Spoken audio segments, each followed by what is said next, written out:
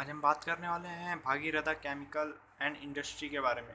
ये company manufacture करती है एग्रो केमिकल, जो कि खेती बाड़ी में यूज़ होता है और भी बहुत सारे सेक्टर्स में यूज़ होता है।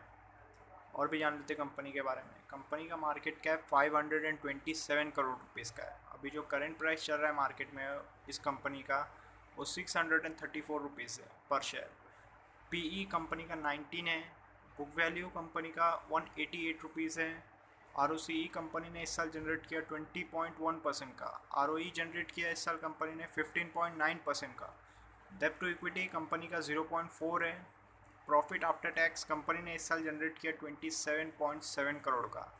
अर्निंग पर शेयर कंपनी ने इस साल जनरेट किया 34.3 रुपीज़ का। कंपनी के ऊपर शॉर्ट और लॉन्ग टर्म डेब्ट, जिसको हम लोग कर्जा बोलते हैं, वो है कंपनी के ऊपर 62.2 करोड़ रुपीज़ का। कंपनी के पास कैश और बैंक बैलेंस, जिसको हम लोग कैश इक्विवेलेंट बोलते हैं, कंपनी के पास 0.58 करोड़ रुपीज़ है। टोटल सेल्स इस साल किया कंपनी ने 318 करोड़ रुपीज़ का। आगे चलते हैं और कंपनी का क्वार्टरली रिजल्ट देख लेते हैं। सितंबर क्वार्टर में कंपनी ने सेल्स किया था 89.79 करोड़ का, जिसमें प्रॉफिट बिफोर टैक्स रहा था 9.51 करोड़ का। प्रॉफिट आफ्टर टैक्स रहा था 6.33 करोड़ रुपीज़ का। अर्निंग पर शेयर रहा था 7.62 रुपीज़ का। दिसंबर क्वार्टर में कंपनी ने सेल्स किया था 69.25 करोड़ का, जिसमें प्रॉफिट बिफोर टैक्स रहा था 9.19 करोड़ का। प्रॉफिट आफ्टर टैक्स रहा था 7.07 करोड़ का। अर्निंग पर शेयर रहा था 8.53 रुपीज़ का। मार्च क्वार्टर में कंपनी ने सेल्स किया 97.46 करोड़ का, जिसमें प्रॉफिट बिफोर टैक्स रहा 10.42 करोड़ का। प्रॉफिट आफ्टर टैक्स रहा 7.46 करोड़ का। अर्निंग पर शेयर रहा था 8.95 रुपीज़ का। जून क्वार्टर जो कि अभी आया हाल ही में, उसमें कंपनी ने सेल्स करके दिखाया 98.45 करोड़ का, जिसमें प्रॉफिट बिफोर टैक्स रहा 10.90 करोड़ का। प्रॉफिट आफ्टर टैक्स रहा 7.63 करोड़ रुपीज़ का। अर्निंग पर शेयर कंपनी ने जनरेट किया 9.18 रुपीज़ का। आगे चलते प्रॉफिट एंड लॉस स्टेटमेंट जान लेते हैं कंपनी का। 2018 में कंपनी ने सेल्स किया 183 करोड़ का, जिसमें प्रॉफिट बिफोर टैक्स रहा -6 करोड़ का।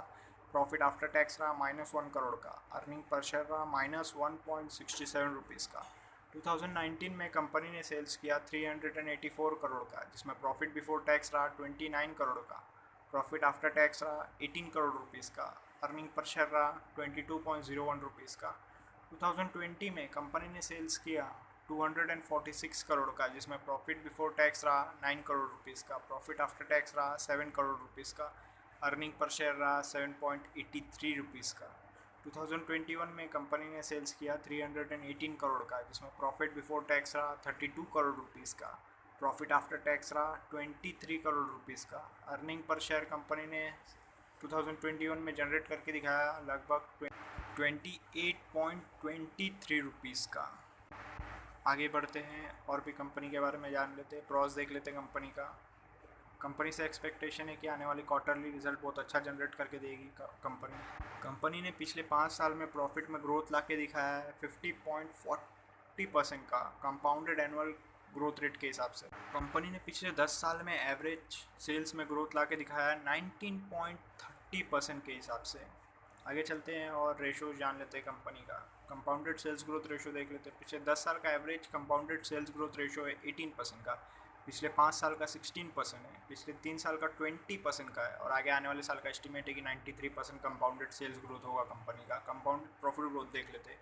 पिछले 10 साल का एवरेज 76% है प्रॉफिट ग्रोथ। पिछले 5 साल का 50% है। पिछले 3 साल का 49% है। और आगे आने वाले साल का एस्टिमेट है कि 2618% रहेगा कंपाउंडेड प्रॉफिट ग्रोथ कंपनी का। स्टॉक का प्राइस कैसे मूव किया वो भी देख लेते हैं। पिछले 10 साल में एवरेज 39% के हिसाब से मूव किया। पिछले 5 साल में 32% के हिसाब से मूव किया। पिछले 3 साल में 11% के हिसाब से मूव किया। और पिछले साल 97% कंपनी का स्टॉक का प्राइस बढ़ गया। रिटर्न ऑन इक्विटी देख लेते हैं। पिछले 10 साल का एवरेज रिटर्न ऑन इक्विटी है 7% का। पिछले 5 साल का एवरेज रिटर्न ऑन इक्विटी है 11% का। पिछले 3 साल का एवरेज रिटर्न ऑन इक्विटी है 12% का। और पिछले साल कंपनी ने रिटर्न ऑन इक्विटी जनरेट करके दिखाया लगभग 16% का। आगे चलते हैं शेयर होल्डिंग पैटर्न जान लेते हैं कंपनी का। मार्च क्वार्टर में प्रमोटर्स का होल्डिंग था 24.90% का। जून क्वार्टर में उतने का उतना ही रहा, कोई बदलाव नहीं हुआ। फॉरेन इन्वेस्टर का होल्डिंग था मार्च में 2.89% का। जून क्वार्टर में जो कि घट के हो गया 2.41%। पब्लिक होल्डिंग था मार्च में 72.21% का, जून क्वार्टर में बढ़ के हो गया 72.69% का। अभी तक इंस्टीट्यूट ने इन्वेस्ट नहीं किया है कंपनी में। अगर आपको एनालिसिस अच्छा लगा तो प्लीज़ लाइक करें, शेयर करें, कमेंट करें और सब्सक्राइब ज़रूर करना।